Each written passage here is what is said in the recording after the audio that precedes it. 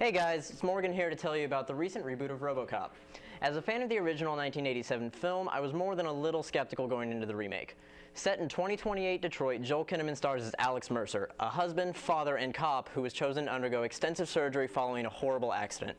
He's brought back to life, he's brought back from the brink of death as RoboCop. More man than machine.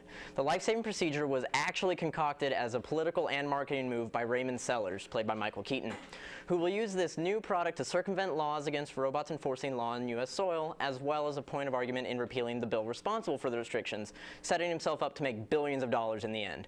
The film grapples with many ethical issues, such as placing the lives and safety of the people in the hands of autonomous machines. At what point is augmentation going too far? And is a man in Mercer's position more his own person or property of Omnicorp? We also bear witness to Mercer's own inner turmoil following his rebirth, rebuilding the relationship with his wife, played by Abby Cornish, and his son, realizing things can never go back to how they were before his accident, focusing on the orders he's still given as an officer, and utilizing his new enhanced mental and physical abilities to solve his own near murder. The new film is quite tame in comparison to the original, but that comes as no surprise given that the original was rated R and this reboot's only PG-13.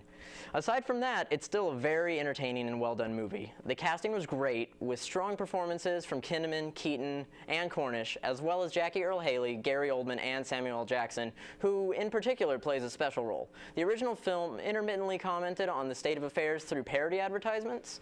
Those were replaced in the reboot with Jackson's Pat Novak hosting a show called The Novak Element, in which he comments on the hot-button topics gripping the nation, essentially playing the role of Bill O'Reilly.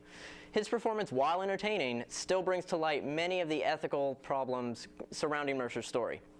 The action sequences were very well done, with Kinnaman getting the mechanical motion down very convincingly.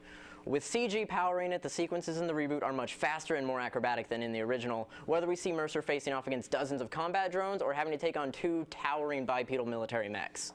Overall, I give it a solid 4 stars out of 5. Not groundbreaking, but definitely worth a watch. The story was nothing out of the ordinary, though acting helped to bolster the story. And the action sequences were very entertaining and impressively choreographed. The biggest shortcoming to speak of is the film became a bit too transparently political at times, with the social commentary and parallels to the state of things in reality being a bit heavy-handed. That being said, the film is still a solid reboot, updating the concept for the current generation while still maintaining and upholding the spirit of the original. Back to you guys.